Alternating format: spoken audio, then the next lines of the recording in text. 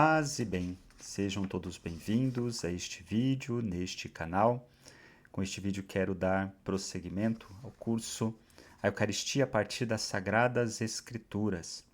Neste vídeo, propriamente dito, comentar um pouco o sentido bíblico da ceia do Senhor para a Eucaristia celebrada na comunidade primitiva e até mesmo comentar um pouco o motivo pelo qual o termo que nós passamos a usar para se referir à ceia, Eucaristia, porque a comunidade primitiva começou a usar este termo para se referir à ceia que Jesus celebrou e mandou a igreja celebrar em sua memória. Lembramos a carta de Paulo aos Coríntios, no capítulo 11, versículo 26, ele diz assim, quando faz a memória do que Jesus tinha realizado na última ceia e o mandato de que ela fosse celebrada em memória dele, Paulo acrescenta em sua carta dessa forma: todas as vezes que comeis deste pão e bebeis deste cálice, anunciais a morte do Senhor até que ele venha. Esse conselho de Paulo exprime o mistério da missa por excelência, o culto da nova aliança, o lar de toda a vida cristã, onde se faz a memória das obras de Deus, a maior delas, a obra da nossa salvação, através da paixão, morte e ressurreição do Senhor, proclamada não só com palavras, mas tornada presente no altar, o corpo entregue e o sangue derramado de Cristo. Perceba que é comendo o pão e bebendo o cálice, nas palavras de Paulo, que se proclama a morte do Senhor até que ele venha. Por quê? Porque ele está ali presente, no pão como corpo entregue, no cálice como sangue derramado. A sua entrega, a sua morte é, portanto, tornada presente e proclamada na celebração da nova aliança como mistério de salvação e de comunhão com este Senhor que se entrega a nós, conforme nós estudamos ao longo de toda esta série. Ali também, nesta celebração, se celebra o ressuscitado, pois ele está vivo, presente e irá voltar, conduzindo tudo à plenitude na eternidade. Eis o centro, portanto, do culto cristão, do culto da nova aliança. Cristo havia instituído a ceia eucarística na Quinta-feira Santa como parte de uma refeição pascal, conforme também estudamos. Ele entregou à sua igreja este dom até o fim dos tempos e o mandato, fazei isto em memória de mim, como sinal e prova de que ele reuniu ao seu redor a comunidade, a sua igreja, para celebrar a sua memória viva, presente e atuante. O livro dos Atos dos Apóstolos e as cartas de São Paulo já descrevem a primeira comunidade assídua no ensinamento dos apóstolos, firmes na comunhão fraterna, na fração do pão e nas orações, conforme podemos ler em Atos dos Apóstolos, capítulo 2, versículo 42. Veja, Paulo menciona a fração do pão e a oração, a oração e a fração do pão. De fato, esses dois aspectos, a oração e a fração do pão, constituem a liturgia da igreja primitiva, a base da liturgia, a oração e a fração do pão, era como se chamava a Eucaristia nos inícios. Então, a Eucaristia, chamada de fração do pão ou ceia, no início era ligada a uma refeição fraterna.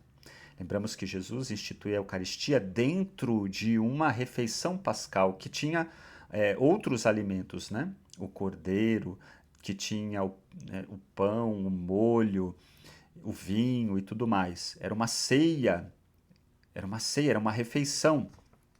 Então, na igreja primitiva, os discípulos, os cristãos, celebravam também uma ceia, onde cada um trazia o alimento para partilhar e dentro desta partilha de alimentos também se realizava a consagração do pão e do vinho propriamente, como o corpo e o sangue do Senhor, que também era comungado, né? Também era tomado. Então, os cristãos, dentro dessa refeição, dessa ceia de refeição, que lembrava a última ceia, no qual também, né, consagravam o pão e o vinho como corpo e sangue do Senhor, os cristãos utilizavam muito do ritual judaico de bênçãos e ação de graças em refeições religiosas, que era chamada de Beracá. E essas orações, até hoje nós temos conhecimento delas através das tradições judaicas, dos livros judaicos.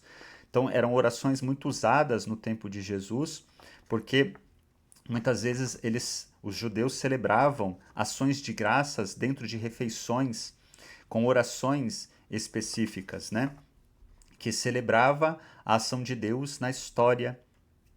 Então, essas orações eram muito conhecidas no tempo de Jesus. E os apóstolos, os discípulos, os primeiros cristãos se inspiravam nessas orações judaicas da Beracá. A palavra Beracá do hebraico é traduzido por Eucaristia no grego, que para nós é ação de graças. Então, essas orações de ação de graças, que também era usada na ceia pascal, elas inspiraram os cristãos nas orações que eles rezavam dentro dessas refeições que eles celebravam e na qual eles celebravam também a Eucaristia, ou a consagração do corpo e sangue do Senhor, que também era distribuído aos cristãos que comungavam, portanto, né, do pão e do cálice. Então, nisso eles celebravam e realizavam aquilo que Jesus mandou fazer. A comunidade apostólica reunida em torno do Senhor celebrava seu corpo e sangue ali presente, celebrando juntamente uma refeição comum, com a partilha de alimentos por todos, que muitas vezes era chamado de o ágape. Paulo, na primeira carta aos Coríntios, capítulo 11, versículo 20, nos fala desse costume e, naquele momento, ele repreendia os cristãos, alguns cristãos, que traziam os seus alimentos, mas não partilhavam.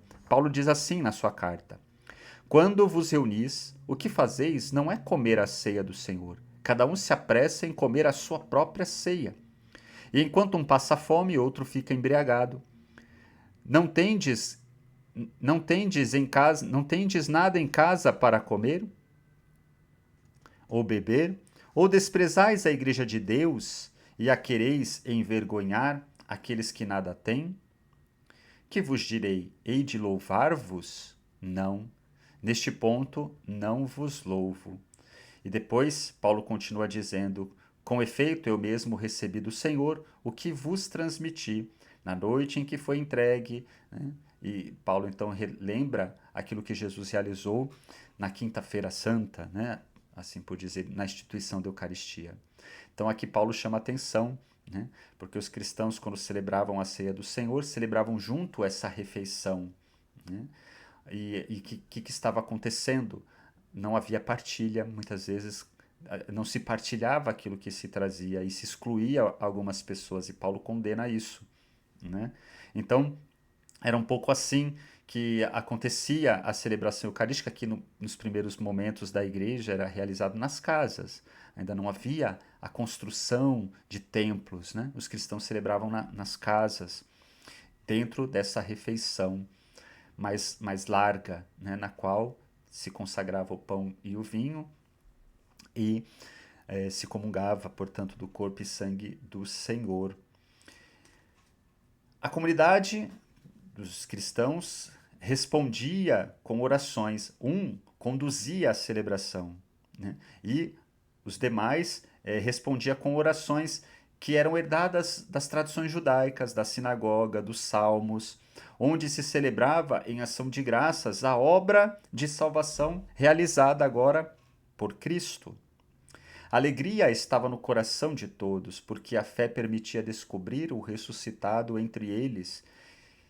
A esperança lhe dizia, né, que esse Senhor retornaria, levando tudo à plenitude. Então, os cristãos celebravam com alegria e faziam a experiência de Cristo vivo entre eles. Assim eram as assembleias, né, dos cristãos. As orações da Didaqué. A Didaqué é um catecismo cristão de fins do século I. Nós temos aqui também uma série sobre a Eucaristia na Igreja Primitiva, onde nós estamos compartilhando estes textos da Igreja Primitiva sobre a Eucaristia. E nesse pequeno livro, né, chamado Didaqué, lá do final do século I, nós ainda encontramos um testemunho que fala desta ceia eucarística realizada dentro de uma refeição mais larga. Mas aos poucos, esse costume de celebrar a Eucaristia dentro de uma refeição, ela foi se separando. Ela foi se separando. Né? O próprio Paulo havia exortado em Atos, em 1 Coríntios, capítulo 11, versículo 33, ele diz assim: Portanto, meus irmãos, quando vos reunirdes para a ceia, esperai uns aos outros. Se alguém tem fome, coma em sua casa, a fim de que não vos reunais para a vossa condenação. Quanto ao mais, eu o determinarei quando aí chegar. Então, também a partir dessa instrução de Paulo, a igreja, no início, muitos vão começar a exortar a uma separação, né? Dentro da celebração dessas refeições que aconteciam, né? Então, separar essas refeições da consagração do corpo e sangue do Senhor propriamente dito. Então, o culto começou a realizar-se também, muitas vezes, somente na consagração do pão e do vinho. E não havia mais estas refeições em comum, né? Também a partir dessa exortação de Paulo. Então, à medida que foi acontecendo essa separação e o abandono das refeições e o culto, a celebração se centrando tão somente na consagração do pão e do vinho consagrados, com as orações, né, que eram realizadas, também passo a passo vai desaparecer as expressões primitivas que se referiam ao culto cristão, como fração do pão ou partir do pão, ou a ceia do Senhor ou a ceia.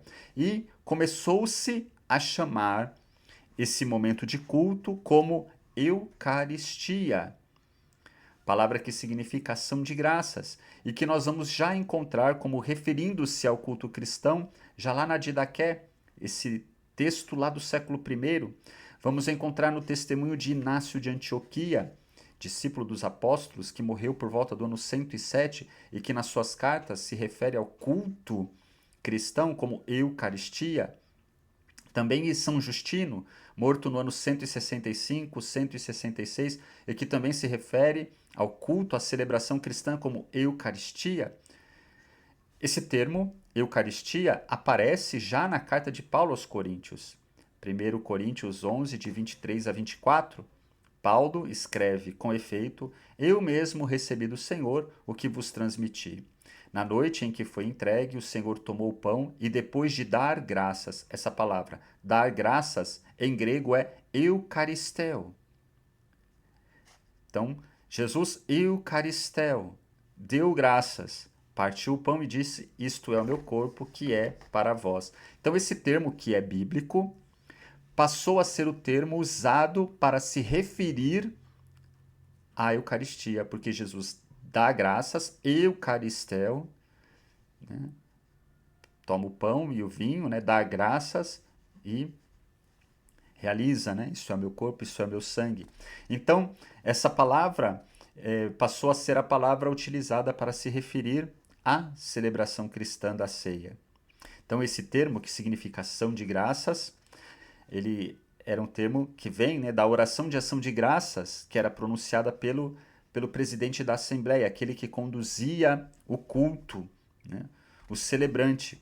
Orações essas que eram inspiradas na Beracá judaica, orações de ação de graças, né, era uma oração longa, bendito sejais, Senhor, né, então se fazia uma oração, né, agradecendo o pão, o vinho, né, fruto da terra e da videira, e que se tornariam o corpo do Senhor. Lá na Didaqué, nós temos uma oração desse tipo, né, que se faz, né, no qual se louva, se bendiz a Deus, se dá ação de graças a Deus pelos dons que Ele nos dá. Então, os dons, né, da terra e da videira, o pão e o vinho, mas o dom por excelência que é o próprio Cristo. Então, inspiradas nessas beracás judaica, orações de ação de graças, mas que agora celebrava a maior ação de graça já vista, a obra da salvação realizada por Cristo e oferecida por nós, a nós, no pão e no vinho, e a partir disso, a nossa participação nesse mistério, na sua entrega de amor, essa comunhão com Cristo, essa é a maior ação de graças que nós podemos dar, né? Louvar e agradecer a Deus pelo maior dos dons que Ele nos confere, o próprio Cristo que se entrega a nós. Então a Eucaristia é a ação de graça por excelência, é a ação de graça por este mistério da salvação. Os textos litúrgicos antigos, lá dos primeiros séculos, e que nós vamos apresentar neste canal, na série sobre os textos, a Eucaristia, né, na igreja primitiva.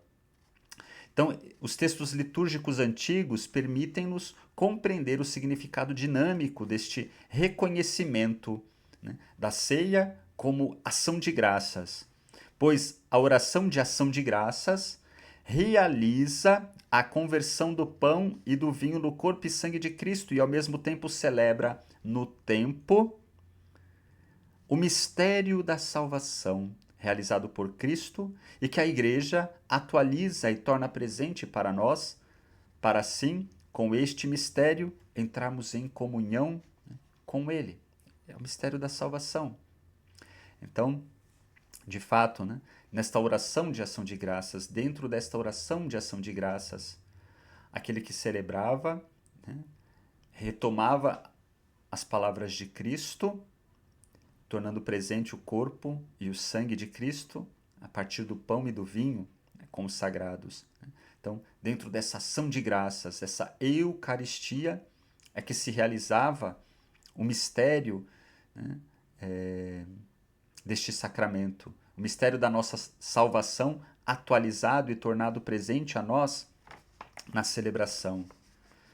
Para os cristãos do primeiro século, dos primeiros séculos, a assembleia litúrgica que reunia todos os batizados da cidade e do campo era central, era fundamental à vida cristã, constituía o centro e a vida da comunidade e de cada cristão. E disso nós temos um testemunho muito comovente e belo. No testemunho que encontramos nas atas dos mártires de Abilene, no norte da África, perto de Cartago.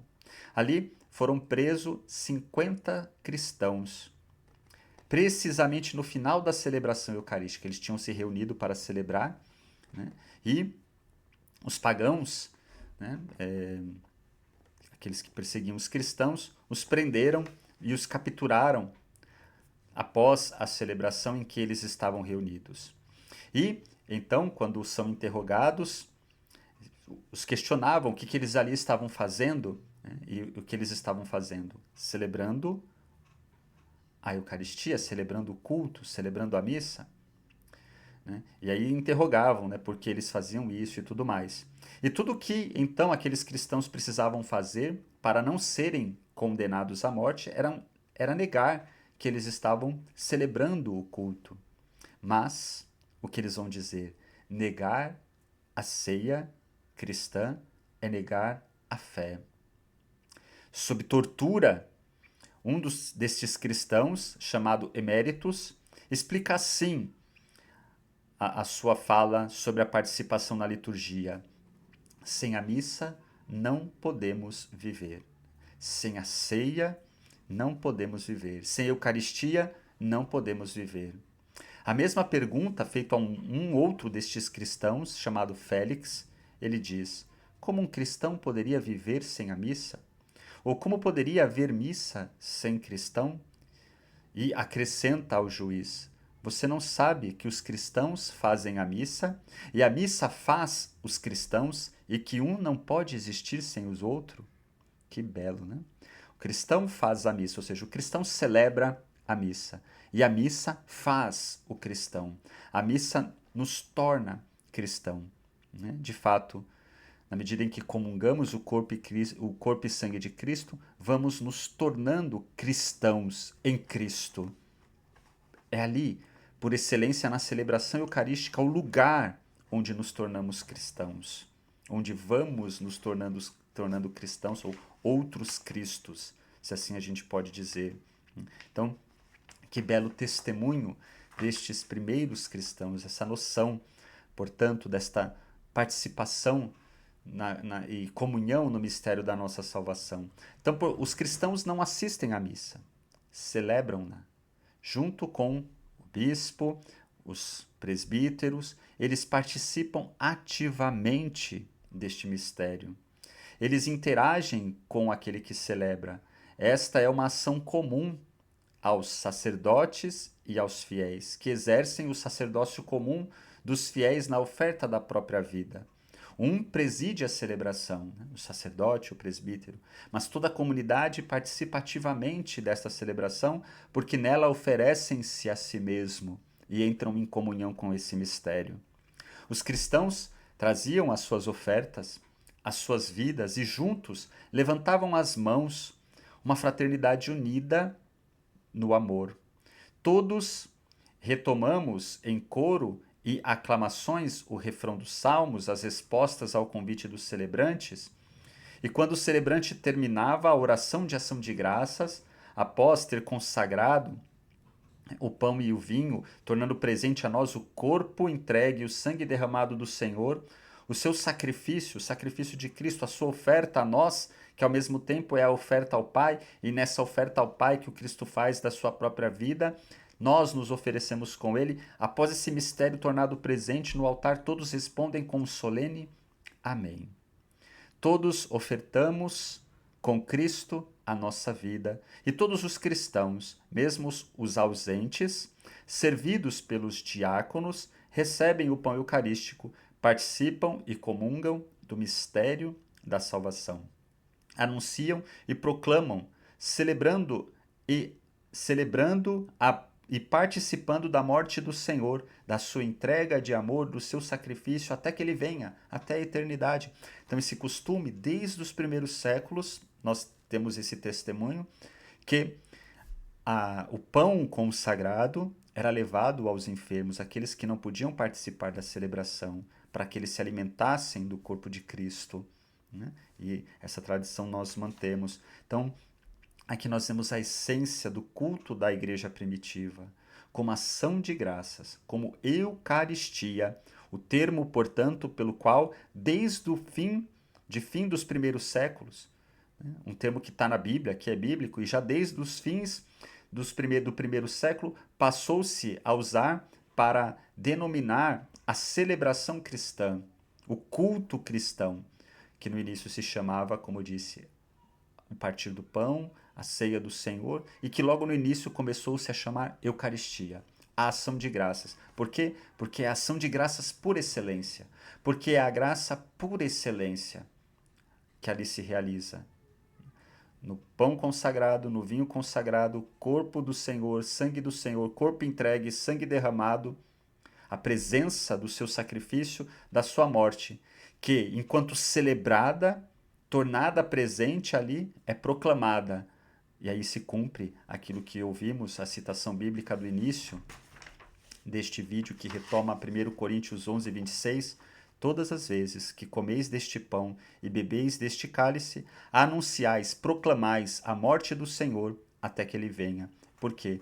Porque ali presente está a morte do Senhor, corpo entregue, sangue derramado, a expressão mais profunda do seu amor por nós, da sua entrega até o fim por nós. Então, a morte do Senhor como sinal mais profundo do seu amor, que nos é entregue, para que nós possamos entrar em comunhão com esse mistério de amor. Portanto, proclamamos a morte do Senhor, não só com palavras, mas celebrando a paixão do Senhor presente a nós, como o mistério da nossa salvação, do qual comungamos e assim entramos em comunhão com o Senhor, com o seu mistério de amor, até que ele venha. Portanto, celebrando um Cristo vivo entre nós, ressuscitado, e que virá de modo definitivo, ou seja, nos conduzirá à plenitude da eternidade, do mistério da salvação definitivo, mas do qual nós já participamos por estar em comunhão com o seu mistério de amor. Esse é o culto da Igreja Nascente, que nós viemos estudando ao longo dos vídeos, né, a partir da Sagrada Escritura, e que aqui nós pudemos um pouco refletir, né, a partir da Sagrada Escritura, de algumas citações de Paulo, aquilo que os primeiros cristãos celebravam e por que eles passaram a chamar, né, este culto, esse mandato de Jesus, fazer isto em memória de mim, de Eucaristia. Né? Eucaristia, como ação de graças, a maior das graças que nós celebramos e vivemos, o centro da vida da igreja e da vida cristã. Paz e bem.